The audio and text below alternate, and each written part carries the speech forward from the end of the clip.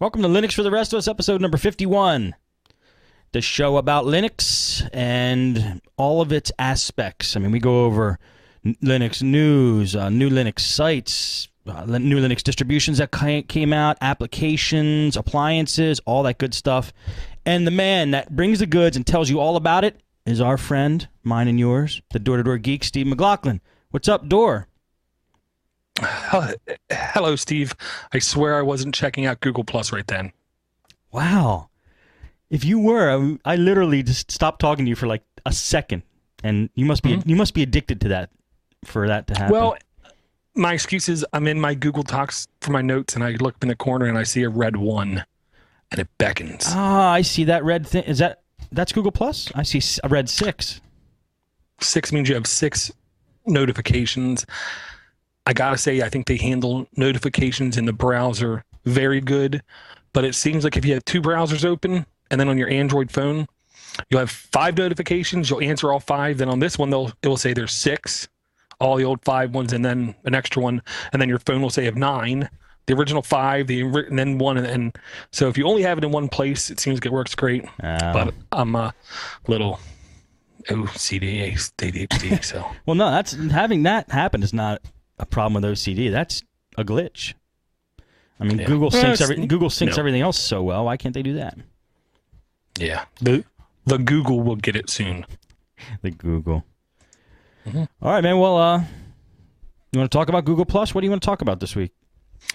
There's not really much Linux-related Google Plus that I can think of, and I'm not going to be a hypocrite about the show and the title and my use. So we're going to jump into Linux.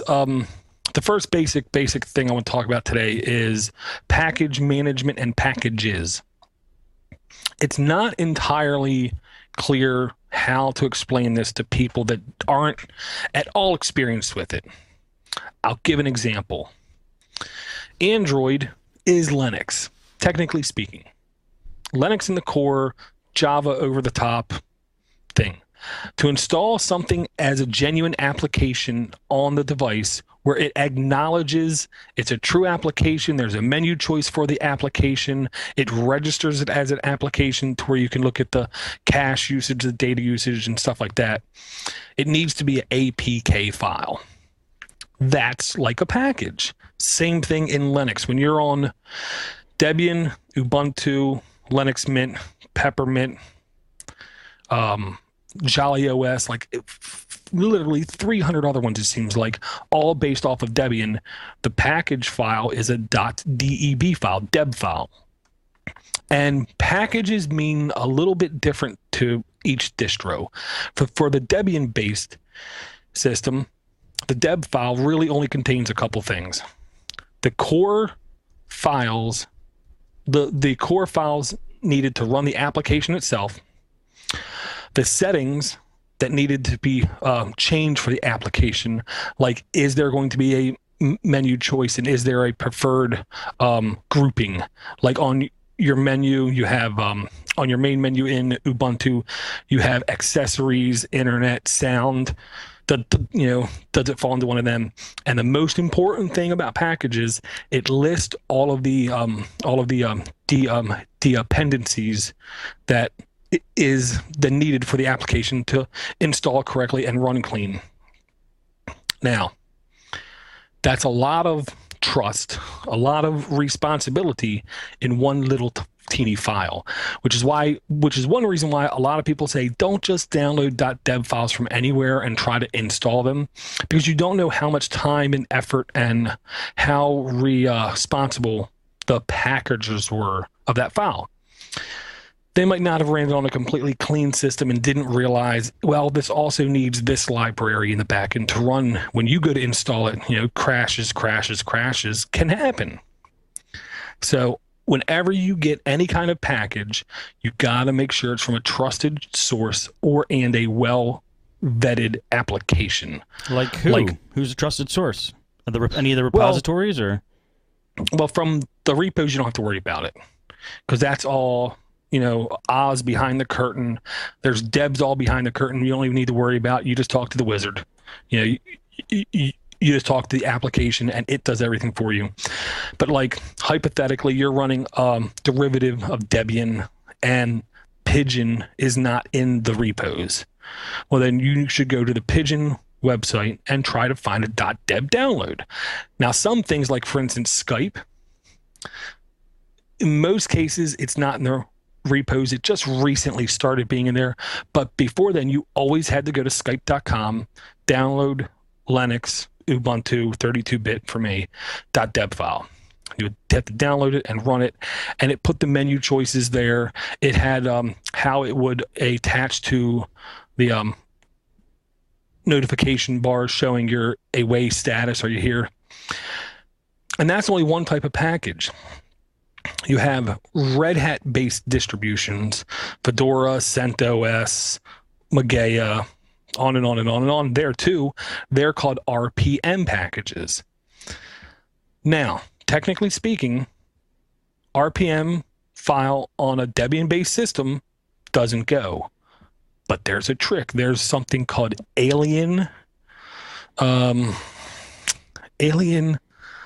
can't remember if it's Alien Deb, I believe it is, where you can actually take an RPM file, run it through this black box, I call it, because I don't really care what goes on in the middle of it. You shove an RPM file in it, and out comes a .deb file. I love and I've had really good success with that. I love those types of apps. Those are what I thrive on. I don't care how it works, really. I'm just happy that it does. Yeah, and to be honest, I'm the same way about most stuff. When I'm at home, most time just want stuff to work. Yeah. Just please, please, please. And then for like Puppy, you have the pet file format. For Arch, you have what's essentially a tar.gzip. The beautiful thing about that is I didn't realize it was a package. I thought it was just like a zip file, compiled up, pressed up. So I opened it up and it mirrored the folders on the Linux system, and then so I knew where all the files and folders were going. So Arch's package management system is very open to anyone to examine and understand. That really kind of blew me away.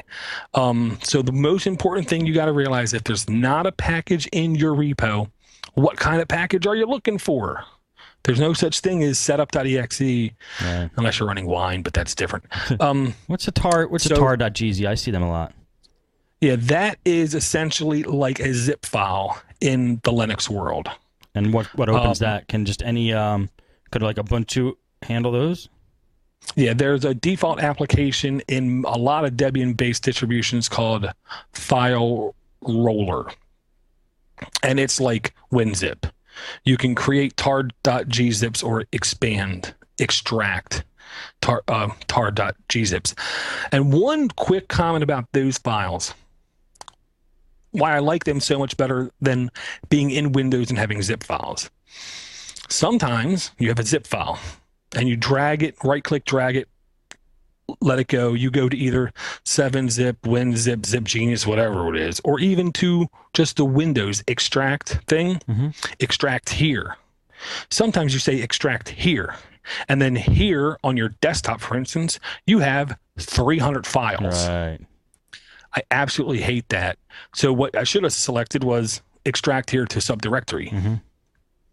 And with tar.gzips, I've never, ever had it when I'm in like my downloads directory and say extract here. I've never had it dump all the files in the download folder. It always creates a subfolder. Nice.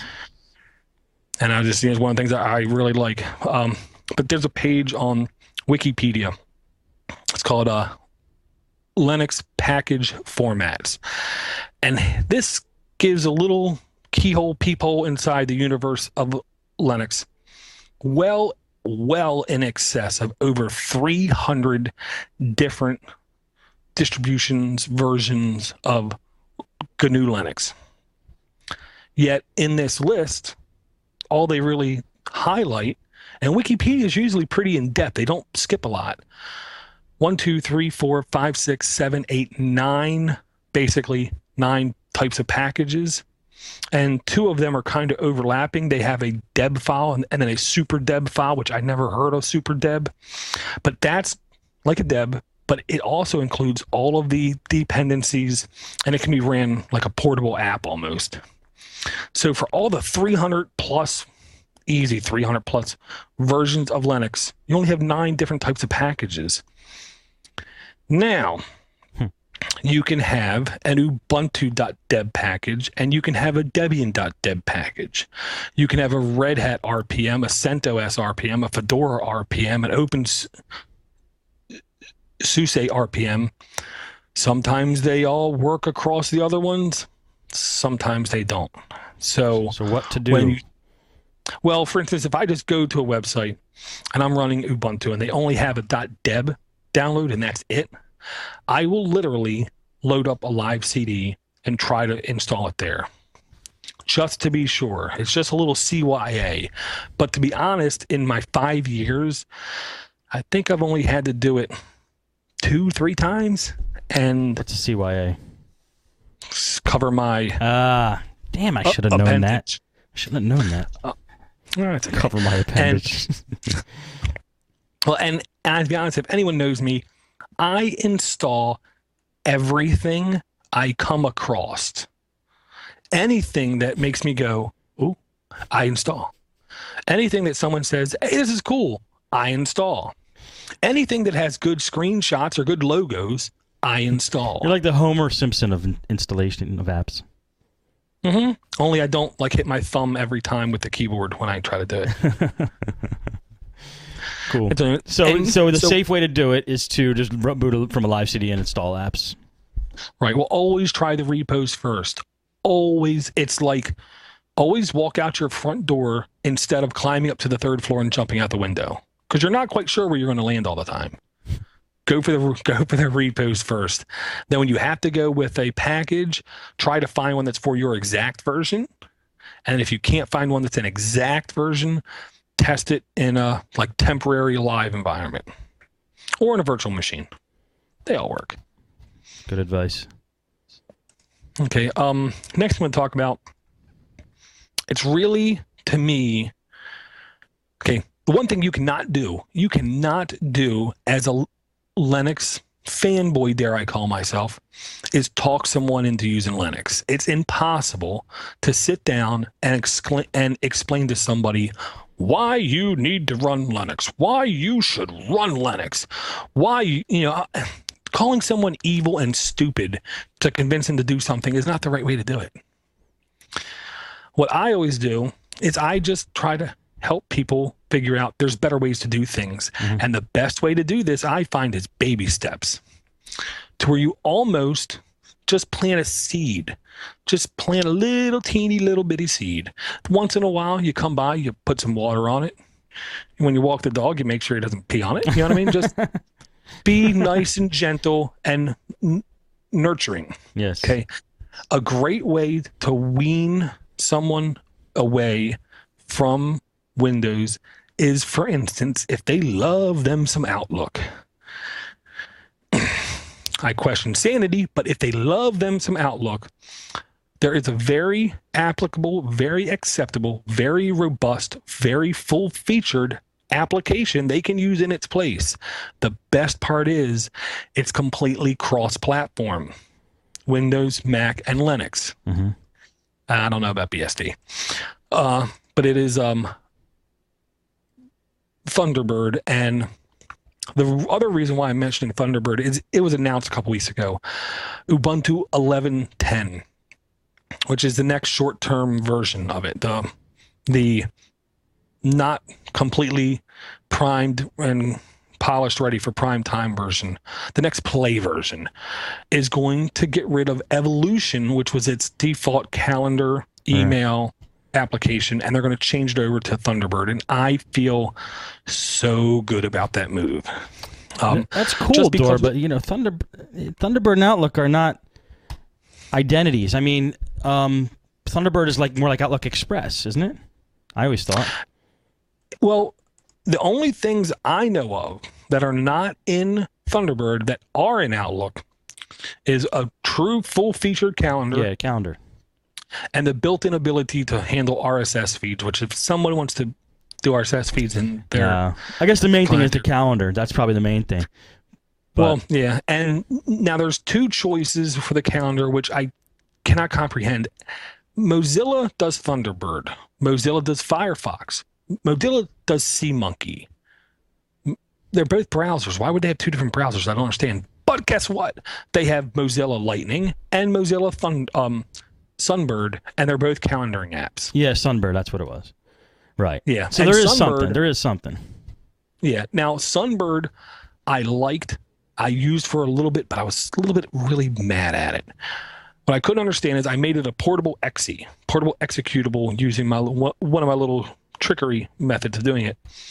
I was able to stick it in a computer thumb drive in Windows or Linux, and it would boot up and it would run perfectly fine. The problem was when I ran it in Windows, it would access one database in the back end to show me all my appointments and stuff. When I put it in Linux, it ran perfectly fine, but it ran a completely different database, and I could not figure out to save my life why. So I stopped using it.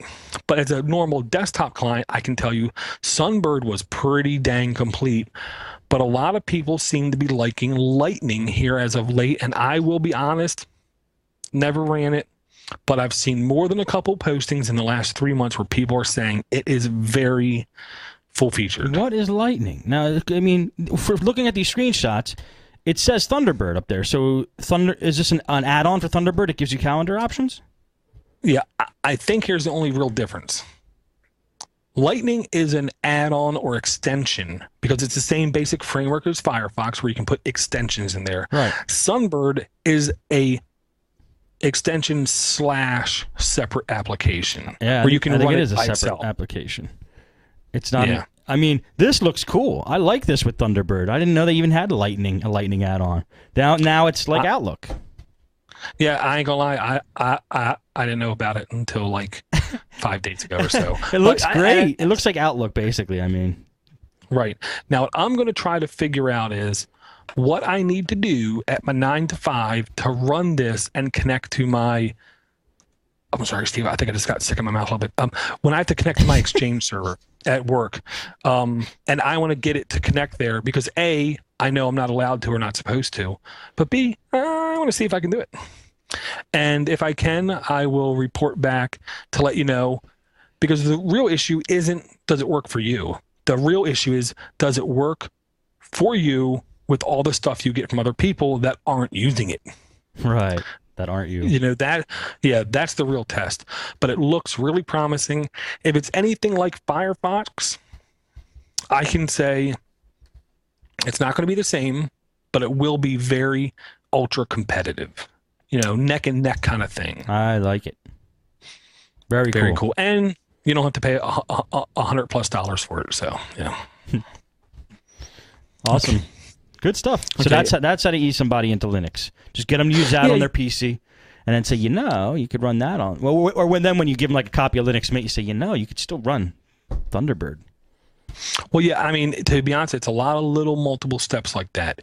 You give them Thunderbird for their email with the Lightning add-on. You can then give them Firefox or Chrome or Opera. Any of these other browsers to do their internet browsing.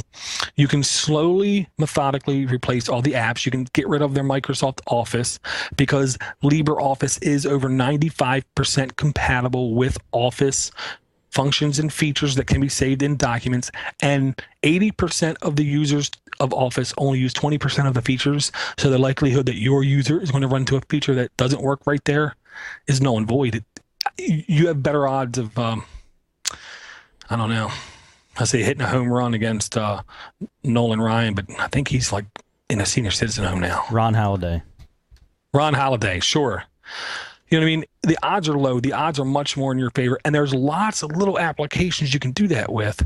And to be honest, my experience, most of the free open source stuff like this I run is ultra solid. I have near zero issues with it. And if I do have issues with it, it's something that I did, or I'm being nitpicky because I want this button to be orange. It was orange in the other program. Why isn't it orange here? Right. It makes no sense that it's orange. Why is it green? It shouldn't be green. It should be orange.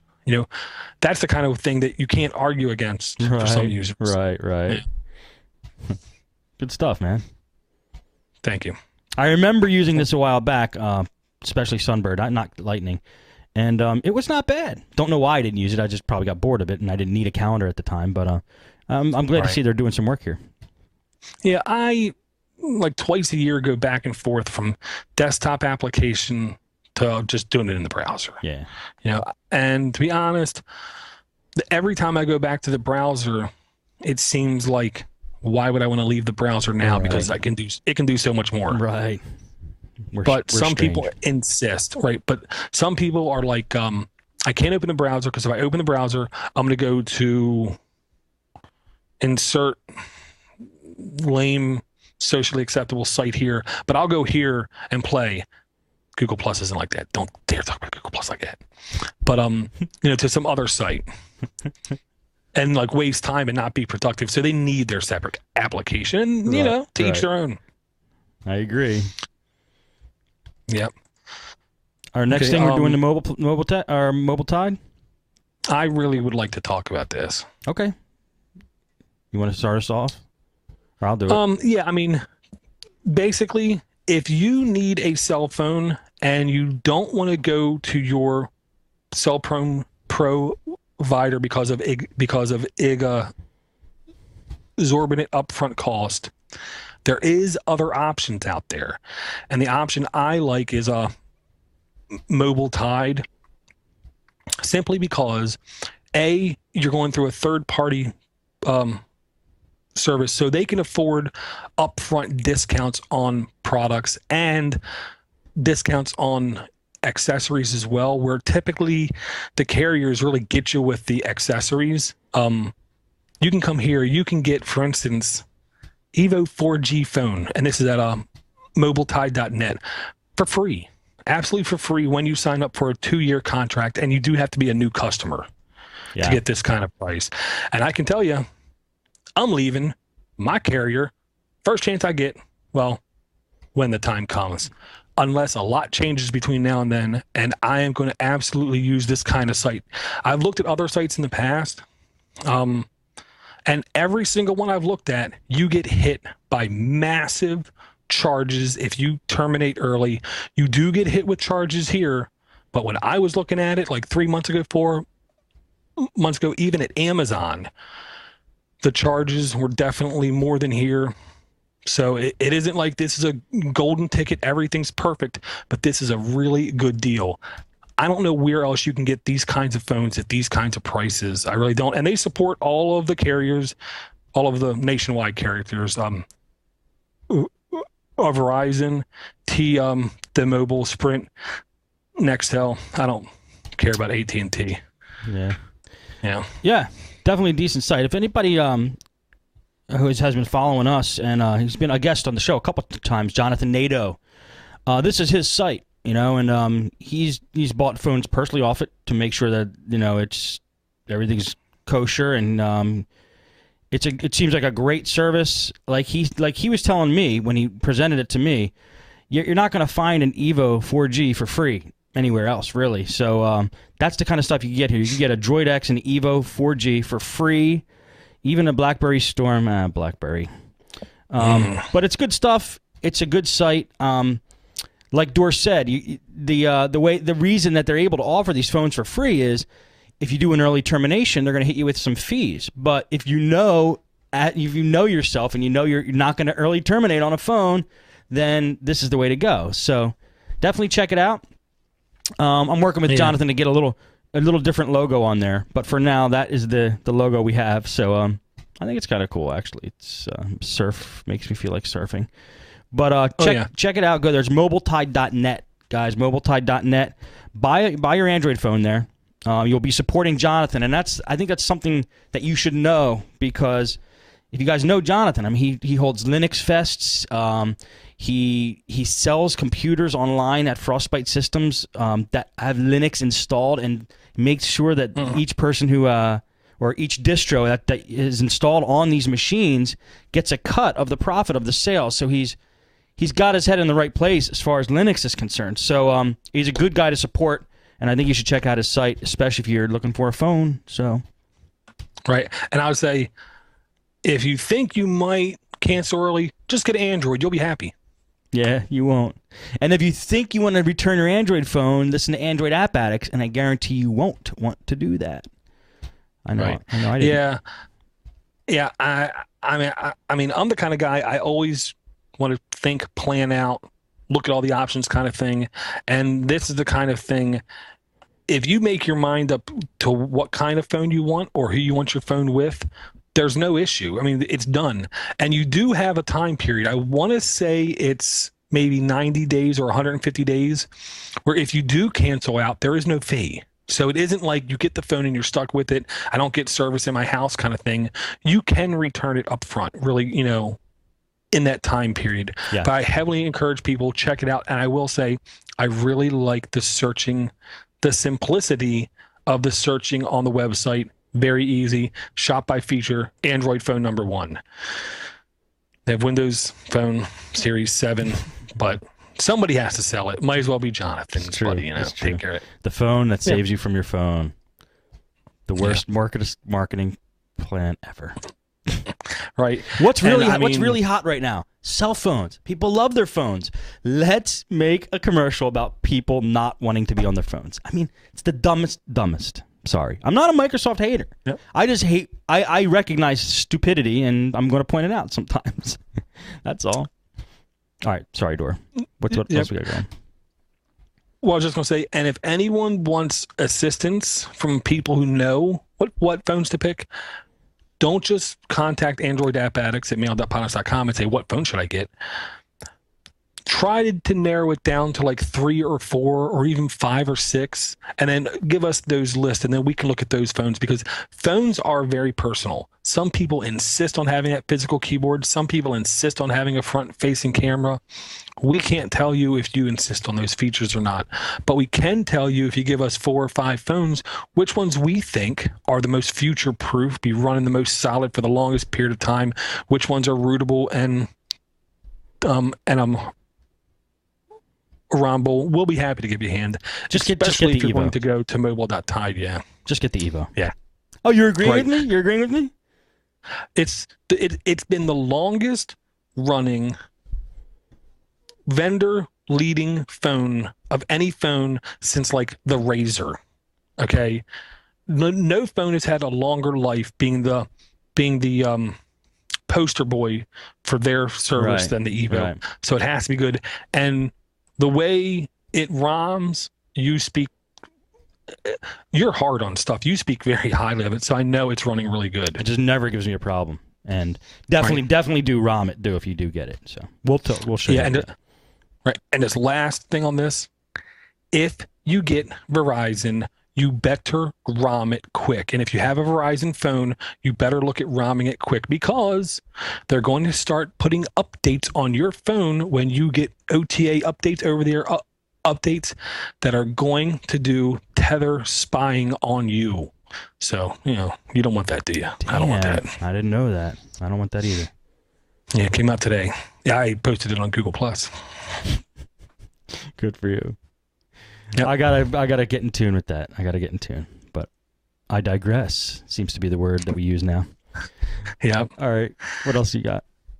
Okay. I want to have Steve D'Amico from Nuts at Night and Chris Tech Adventures from Nothing, because he only comes on Nuts at Night once in a while. I want each of them on one side of me, just so I can take them by their back of their heads and go and put their heads together and just doink And make the sound like a coconut. Yeah, you know it would. Because one argues about how you should pay for this service because it's so much better. Then you should pay for this service and it's so much better. Regarding invoicing, right? Right, regarding invoicing, yet they both run products every day, all day, that are completely free and love it. So I don't understand why there's a disconnect. Disclaimer, this service I'm going to mention will not send bills in the mail to your customers. There are certain luxuries that you only get from paid services because the services literally cost money. They're services, they're not software. If all you want is a very simple, customizable invoicing system for more than 3 people, I highly encourage you to go to simpleinvoices.org. Now, I did send myself a demo invoice. There's no logo at the top because I didn't customize it, because I didn't realize I could customize it, so it was too late. But it is a very simple way where you can create an account, create your customers, and it's all over SSL, so you can remember that. Create your customers, create your products, and it stores it all there to where the next time you have to do like the same product or the same service or the same customer, it's already there and it's already filled out. And I just forwarded you the invoice, Steve, if you want to see a demo of it. When I say simple, it means there's no fancy borders. There's no stupid things printed on the paper that some people might believe makes you more credible. In my mind, it makes you look like you're spending too much money on your invoices and not enough on researching and becoming better at what you're doing. But that's just me. Let's see it. I see the email, but I don't see anything. Was it attached to it, or? Yes, it was. But it's being stuck in the tubes. Hold on. Gotcha. Do you want me to kick it? Do whatever. That's all right. Don't even worry about it. If I get it, I get it. You will. But I don't want it because I don't want to be charged for anything. Well, it's free. Well, no, I mean, I don't want an invoice. I don't want to have to pay you any money. Too late. So I just want to encourage people, if you have simple needs, and I believe most of us really do have simple needs. If you're making, $9,000 a month from doing this business, this product might not be for you. Okay. That's a little bit busy. That's a little bit active. That's a little bit much money. You really shouldn't be worrying about paying for software. When you're making that much money, you should just hire an accountant and let them do as much as possible. But if you're like me and you're not doing this absurdly, I think this is a really great, simple, open solution that's completely free to where you can just bang on it. And I gotta say, it's open source, so I'm biased, because I know if the people behind this go away, somebody else can pick up the project and fork it and make simpler invoices. Simpler invoices. And there's also no reason why this couldn't be forked to where you could run it on your own server. So don't be shocked if that happens really soon with this kind of thing. And with that kind of thing, that means somebody like, let's say, Steve D'Amico or Chris Berry could, let's say, pay me to remote into their server and customize their install of simpler invoices, which is actually simple invoices. And then it could really be truly their property, not worrying about, well, QuickBooks just got upgraded. Well, I'm sorry, but the server for FreshBooks just went down. You don't have to worry about that kind of stuff. When you own it, or is it your baby? You do with it what you want. But I'm going to digress because I can go on that kind of rant for hours. Right. Yeah. This is a good site. I'm checking it out now, and it's working. I like to say that it works. Yeah, that's good. Yeah, and to be honest, I liked when you're looking at all your invoices. It's really easy to do a quick edit, send by email. You could do all these different little things without doing a whole lot of jumping around. Really easy to edit the customer. Really easy to edit the ticket. I just kind of liked it. Cool. It's good fun. Now I just need to get more customers. All right. Okay. What's next? The next one to talk about, this is the beginning of the dark alley when it comes to Linux. Okay. People who like ignoring facts and truth, you might as well just skip ahead like about, well, where's the other one? I thought I had it here. Well, at least 5 minutes ahead. Okay. This is called Mantra. This is an open source penetration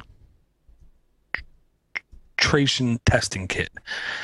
What this basically means is, number one, do not bring it to your job and run it on anything at your job. You will get fired. Okay. There are network admins and network techs that specifically have tools on the network looking for people doing this kind of activity. Don't be that guy.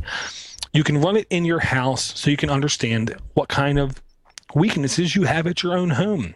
If you have a small business customer who's running a little cafe or a collection service, down the street. You can take this tool in, run it, and you can understand where this company could be hacked, attacked, where if a Trojan or a rootkit gets on a computer, how could it take advantage of stuff over the network. And I'll say the thing I liked about it, which I could not find too many of, Steve, which is the screenshots, very visually easy to comprehend what was going on and how to basically use the application. You still are going to need to sit down with it for at least an hour to really get it, how to run the test, and how to then read the results of the test. You know, what does this port mean? You know, what's port 22? I've never heard of port 22, you know, so you are gonna have to do a little bit of research if this is your first jump into it. But if you already understand a little bit about security, firewalls, ports, I think this is a really good tool to run. I like it a lot. It looks cool. So it basically just does some hardcore testing and tries to find holes and stuff, right? Yep. And the thing, to be honest, the thing I like about it, there are other things out there. This one, to me, was simpler on the interface, simpler on what to put into it, and it gave you more direct answers coming out of it. There's honestly much more powerful tools out there, but you almost need a PhD. I almost said GET because that wouldn't be too good. You like almost need a PhD to really understand, to know how to use it and take advantage of it. Gotcha. Yeah. Cool. So I thought this was cool. This is a great entry level testing kit. I like it. I did skip. Okay. You know, here's the other part you people don't want to listen to. Okay. If you're concerned, if you think the lock on your door protects your house at night, if you're that kind of person, don't listen to this, okay? Because the lock doesn't actually protect anything. It just slows them down. But if they really want to get in, they're going to get in, okay? This is a very dirty program, and I will say I ran it against someone I know who gets paid a lot more money than me, who can tell me what to do. I found out from the information, the basic information I knew from him, that this man really loved his Xbox, and he's on his Xbox all the time, and he's part of forums where he likes to learn and play about Call of Duty and Duke Nukem. So I told all my coworkers who have Xboxes, pwn him. Here's his user ID. Pwn him. You found all this out with this program. This program, and you went into the Russian accent. Why? I don't know, because it's a Rusky thing. This application, what it does is, imagine if there was, I don't want to say evil, I don't want to say crooked, I don't want to say shady. Let's say shady. Let's say there was such a thing as a shady Google. Okay, there actually is, but this is worse. Okay, Shugel. Shugel. This is like the guy on the corner of some inner city. Not that I'm having anything against inner cities, but he's there and he knows about every illegal activity going on within a mile, but he also knows about non-illegal activity. You know what I mean? He knows where to go to get the goods. If you know what I mean? He's like Starsky and Hutch, the stool pigeon guy, Sugar Bear, Honey Bear, Sugar Bear, Honey Bear. I think it's Honey Bear. Huggy Bear. Huggy Bear. Okay. This program's called Maltego. It's actually changed names a couple times in the last couple years. Maltego. It's at Podriva. I think that's the Russian thing. I think it was like subconsciously me. PATERVA.com. I believe it's Russian. I don't know. You put in one of types of information, and if you have more than one type, it makes the search tighter. It makes it more accurate. It makes it find better things. Phone number, address, name, IP address, email address. There's like 4 or 5 other categories of stuff you can put in. And it searches places that Google and those other places don't search, either because they don't want to or they respect somebody saying, don't look here, please. Right. You know, for instance, like property records. All throughout the United States, property records are public knowledge. I can go in and find out how many times my neighbor refinanced his house in the last couple of years, how much he paid for it, and how much he refied it for each time. It's public knowledge. Anybody can go and look it up. But you got to know where to go to look it up. Not with Maltego. It's the kind of thing, it basically takes all that kind of information and just puts it over in a corner, and then you just throw stuff at it, and it goes and looks through, and it finds important stuff, and it gives it back to you. It searches databases, websites, I mean, dark places that other places don't look. So you found out and you use this. Yeah, go ahead. I was like, if you have an ex-girlfriend and use this on her, I'll come and beat you up. But if you have a long-lost friend that you miss, that you really want to talk to, and use this tool, that's okay. Okay.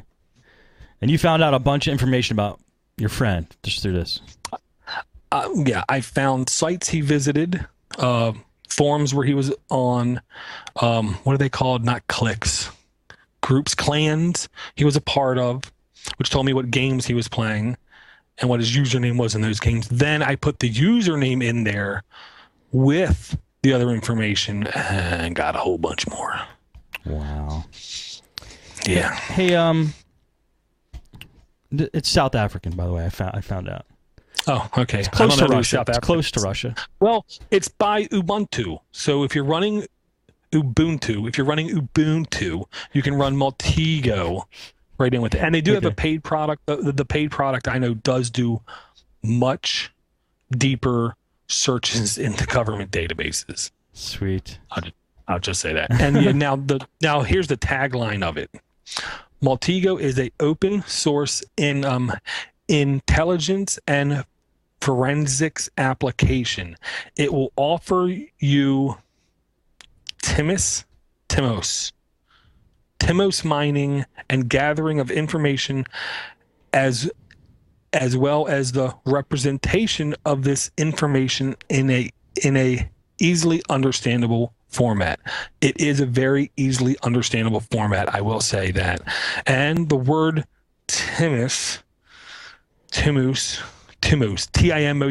means comparative, superlative, more. I don't even know what it means. I went and did a definition lookup on me, and I still can't find out what it is. Okay. So they're smart people. That's all I can say. If they use words like that, they're very smart. Exactly. Okay. Good one.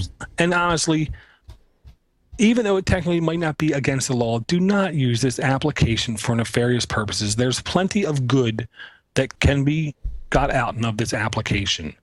I was able to find basically friends that I knew long time ago. One thing or another happened. I was drunk a lot. They moved away when I was really drunk. So, I don't know where they went. So then I used this tool and I was able to find them and say, hey, one of them, his handle was Working Class Hero, which is like an old classic rock, I think, reference. But yeah. So I like it. Oh, you're easy to find now, Dor. You're splattered all over the internet.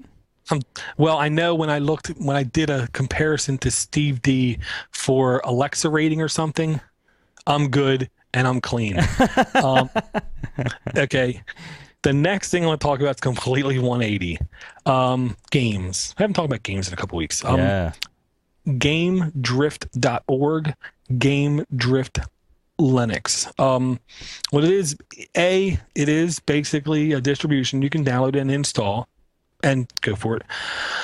But it's also like a repository, let's say, of games. And there are Windows games on here as well. I'm 99% sure all games are cross-platform. You can play them on Linux even though they're Windows games. Now, if you go to the game store, they only list in the very top part maybe 15, 20 games, I want to say. My connection's going slow. But they list like 15, 20 games, all of them graphically quite appealing, I will say. Very appealing. And I was in a Google Plus Hangout talking to some Linux users, and they also they never heard of this, but they've heard of some of the games, and they were telling me, oh, my kid loves that game, And I'm looking at the screenshot saying that looks really good, and they're like, oh yeah, my son. So these are real games, like yeah, right now you can get them. No, I mean, but they're real. They're not like not real. They're like retail games, games that have been sold, right? Right, like I see Hitman on here. Isn't that a game that's right? Well, some of them were retail, and now the original creators of it don't care anymore. But some of them are like Assault Cube. I never think it was for sale. I gotcha. And I gotta say, this is like Counter-Strike. People who like the Counter-Strike game said, I'm not paying for it anymore. Let's work on making one ourselves. And graphically, I'm going to say it again, quite appealing. Looks dang sharp. Sweet. If you like, the really bad band game. Rock Band, Guitar Hero. Rock Band. Frets on Fire is available. You can download it. So. And one I really wanted to play called Speed Demon because it looked really sharp, and I'm begging it to not be as annoying as that Sony Gran Turismo. Ugh. Really? Oh yeah, quite annoying. And then if you go down past that, it's actually a super long list within an iframe, which I hate iframes, but that's the way they do it. And this list games you can buy that will all work in here. Now they have 3 columns: name of the game, status of the game, and then a direct link to buy it, which I'm sure there's an affiliate link they're using, sure, whatever. But we know we can go there and then get the name of the game and go to podnutz.com/Amazon and, help a brother out. But the middle column is how acceptable does it run in Game Drift, which is a Linux thing. So some of the Windows games are perfect. Some of them are usable. And I don't think if it's anything below usable, don't even list it. They don't even list it at all. Yeah. And when they say usable, because talking to some of the people again, what they mean is you can't play it in full high res. You got to turn it down just a touch, and it doesn't play at complete speed. Like the racing game might not be, the stuff might not go by you as fast. Right. But it was usable. Now, a pretty good amount of these, I'm going to say, they have listed as perfect. And these are games everyone has heard of before. Call of Duty, United Never Offense. heard of that. Never heard of it. Call of what? Call of Juarez. I'm sorry. Call of Duty 2, Call of Duty 4, Modern Warfare. They say it runs perfect. So for you people that say, I need to play my games, you can. If you paid a little bit more attention to what you can do and not as much time as to fragging people, you would know you can run these games. And this, to be honest, is quite an insane list on this. It looks really cool. There's one called Amnesia, Dark Descent. That looks pretty scary. Oh, yeah. There's a couple of the games up on the top that really I got to not play because I think they would just suck the time right out of me. And they got to have, I'm just going to say, Super Tux Kart. They got to either have Super Tux Kart or Super Tux Racer or can't remember the other one. They always got to have at least one penguin game there. It's like a rite of passage. Right. And to be honest, they're very fair, I think, about the ratings. Like Super Tux Kart only gets 3 out of 6. You know what I mean? And if you look at the game, you can see graphically it's not quite today's standards. Right.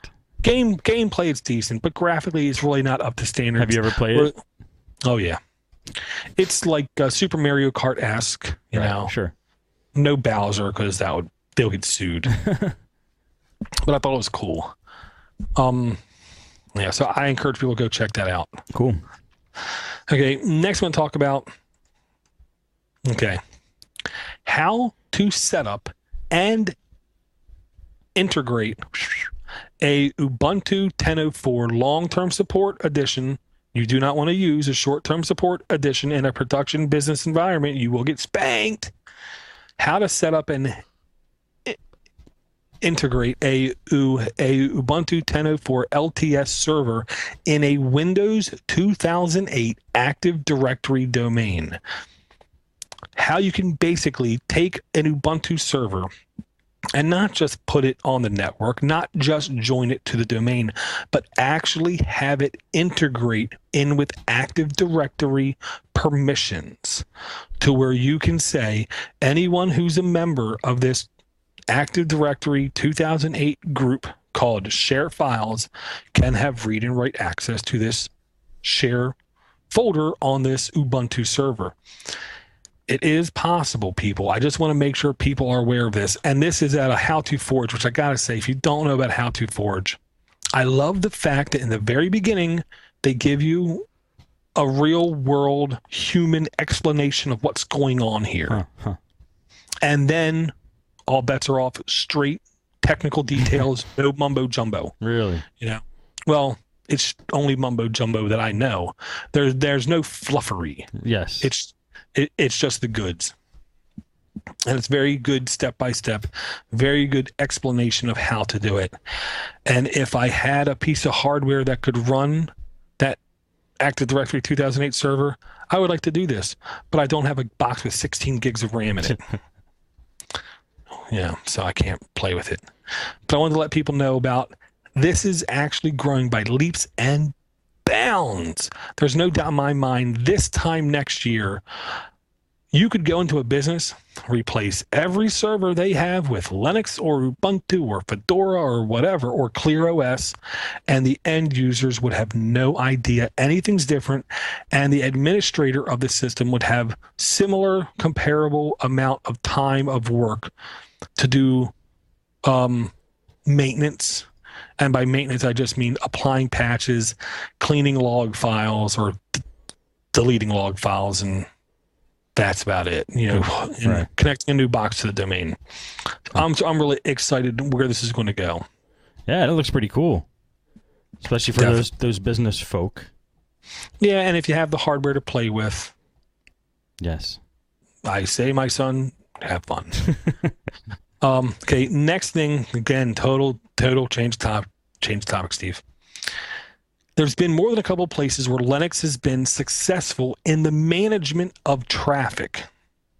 That's the best, most accurate way I can do it to cut right to the point. What it's actually, though, doing is monitoring, let's say, realistically, pads in road, analyzing like optical character like recognition, traffic from cameras, and changing lights. And in some places where there's like 3 lanes and that one lane in the middle can go either way, changing those lights to increase the flow of traffic where traffic needs to go. Sure. Now, with that said, they've been pretty successful too, I'm going to say. Even on the highways of LA, which are still bad just because of the sheer amount of people, it's gotten better because of Linux traffic control systems. They're now taking on one of the worst ones in the U.S. No, not New York City. San Francisco traffic. I know my buddy, I had 2 buddies who went to San Francisco 2 different times. Actually, they went to Oakland, but of course they didn't stay in Oakland because they didn't want to get robbed. So they stayed in San Francisco and then went to Oakland to watch a football game and then went back to San Francisco to enjoy themselves. The traffic there, horrible, horrendous, bad. A company named Fourth Dimension Traffic, which I got to say, we have a bunch of stuff with bad names, Steve. That's a good name. A box, undisclosed amount of money they're buying, but this is a very high-end, very up-to-date system with many features that confuse mere mortals, including myself. And when it comes to hardware, flexibility, and the type of throughput this thing can get, they basically just did this, I want to say, less than a month ago, 7/7/2011. So it just happened. They said they expect to have a good amount of data to look at in 3 months to see how this system is doing in keeping traffic flowing when it needs to be flowing and giving people the right of way where they're getting backed up. Right. So I'm really encouraged, and it is using a lot of open source software inside of it. The hardware is where it really costs the money because this is really expensive stuff. And to be honest, to put it all together, that takes talent. You know what I mean? Oh yeah. To put all that software together and all that hardware together, because nobody wants a quote unquote blue screen of death on their traffic light. I mean, if both lights are blinking green going in both directions, or in all directions, you got some trouble. Yeah, this is a touchy thing. It can't fail. Right. So Linux, very solid. Once you get it running, it stays up for a super long time. So to me, this is a really good marriage kind of thing. I really can't wait to see what kind of updates they give us on how it's working. But again, undisclosed price. So if you have problems on your street with traffic, you're not going to be able to buy this thing. Cool. Okay. The next thing I thought I would bring, maybe might tickle you a little bit, Steve. Don't try to follow this video, Steve. Okay. Please don't. They're using, this is a screencast. Okay. They're using all open and freely downloadable tools and languages. I believe one of their languages they're using is Python, and I think they're using Ruby. They're show you in this video that I can't remember how long it is. They go through the steps of how to create a posh guitar tuner on your computer. I want to watch it, but it won't load for me for some stupid reason. It is a very, very slow loading video. Okay, you're right. There it is. And here's the thing. Nowhere in this video do you actually see music being done. Just like, okay, they're showing you how to programmatically and simply. Programmatically. I know. Go ahead. Build a GUI and how to put the code in the back end to where using what? Using free and open source available tools to do this. Like what? They're using GTK Plus. GTK Plus and GStreamer and Python. I see. Okay. Right. Now here's the thing. GTK Plus, think of it as everything you look at on a GNOME desktop is GTK Plus. So it's that tool set, framework, objects that you can basically reuse. So anything you see in that interface, it's in this interface to where you can put in your screens. Okay, number 2, GStreamer is gold. GStreamer has such a fantastic ability of transcoding, is the only way I know how to put it.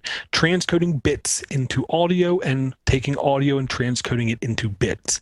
And it works on nearly everything. GStreamer rocks in Linux. And Python, we mentioned it 2 weeks ago. I want to say Python for Kids, I want to say it's dang near human readable, yet very deep and powerful coding language to, code the back end of things.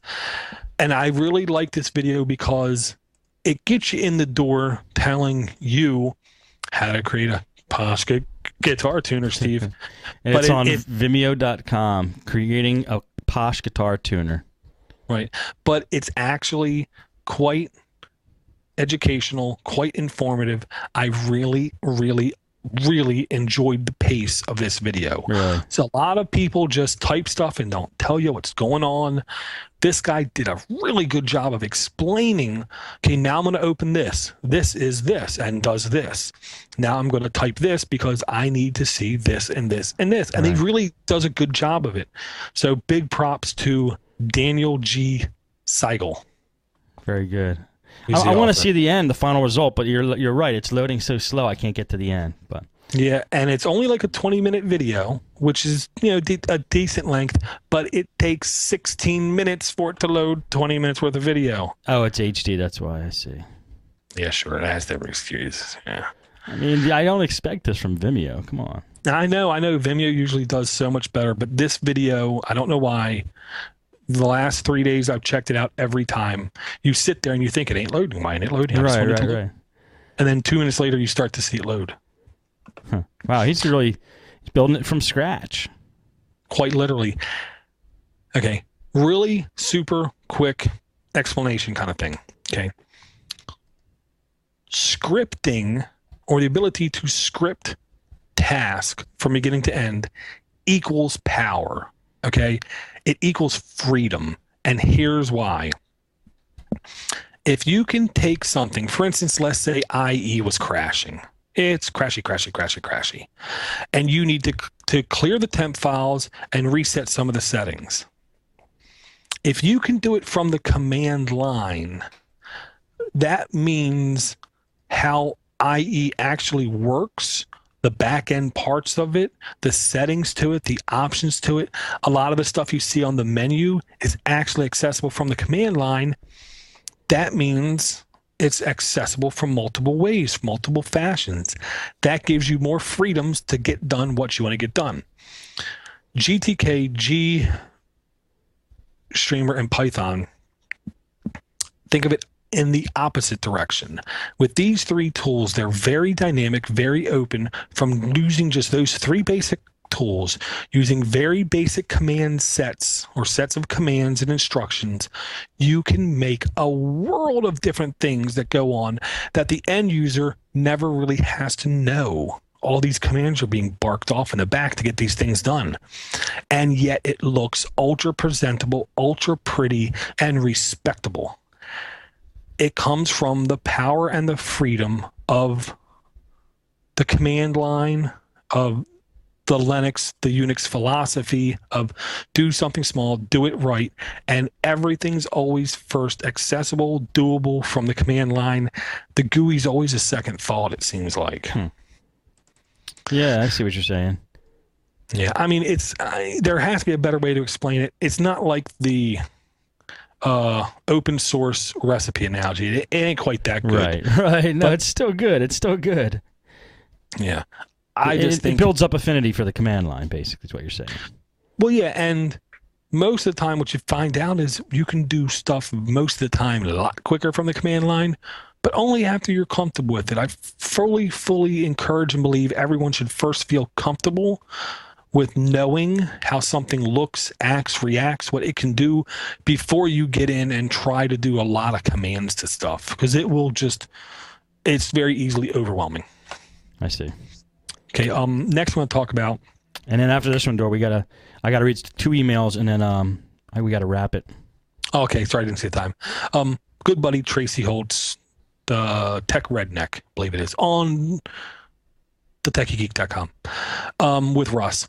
He's a huge fan of Clear OS, and I'm not going to say I completely understood before why he was. This next link on linuxfordevices.com, which I believe we were at last week, Steve.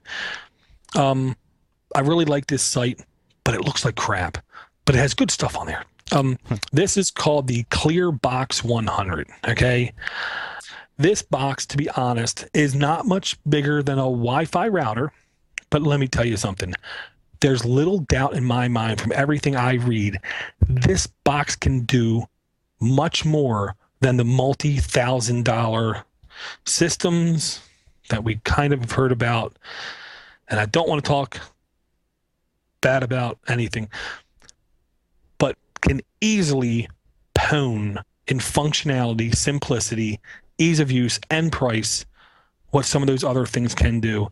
This literally just came out 7/7/2011. Wow, a lot happened that day. Jeez. Stars must have been aligned. And the other thing I like about this is it's very easily bridgeable, daisy chainable, expandable kind of thing. Okay. And what does it do? It basically gives you insane power and control of like firewall, gateway, QoS, access control, VPN. So it's a router. It's more than just a router. I'll say that. I see. It's claiming to replace an entire rack of separate server networks, gateway equipment. I see. Okay. Yeah, it is really silly powerful. If you yourself support bigger places, please go check out the ClearBox 150. And I'm really trying hard to get some Clear people on, because I'm a little foggy in the future on this show, because I honestly, the networking is a little bit voodoo to me. I can't even pronounce it. It's a little bit of voodooish to me. I don't completely understand it, and I think I don't do any network thing justice. Right. And this is the kind of thing I think, to be honest, more people need to know about it. I mean, they've been on the holier than thou floss weekly, but I want them here. Yeah, it looks cool. I don't know much what it does, but I'm not the business guy either, so I can't do it justice. Okay, here's some of the rundown. Anti-malware protection, antivirus, anti-phishing, anti-spyware, anti-spam, bandwidth management, intrusion protection, intrusion prevention, intrusion detection, protocol filtering, including peer-to-peer detection, where you could just cut off Telnet or FTP or PDP, content filter, web proxy, access control. That's not everything. Go to clearcenter.com for more information. Very good. Oh, last thing, I don't care, Steve. I gotta just say this real quick. On that horrible name site, Juenza.com, how to make Windows faster than Linux. There's some truth to this, but it's sarcastic. Number 1, defrag the Windows disk 3 times a day. Number 2, remove all antivirus software. Number 3, disable automatic updates. Number 4, upgrade your RAM. Number 5, buy a new computer, CPU. Number 6, downgrade to Windows 95 because it's so much lighter. And number 7, wait for Windows 9. Windows 8 might be released next year, but I urge you to wait for Windows 9, as it will surely become the greatest, most secure, and fastest operating system in the history of computing. It will be virus-free, antivirus-free, and Windows Genuine Advantage notification-free.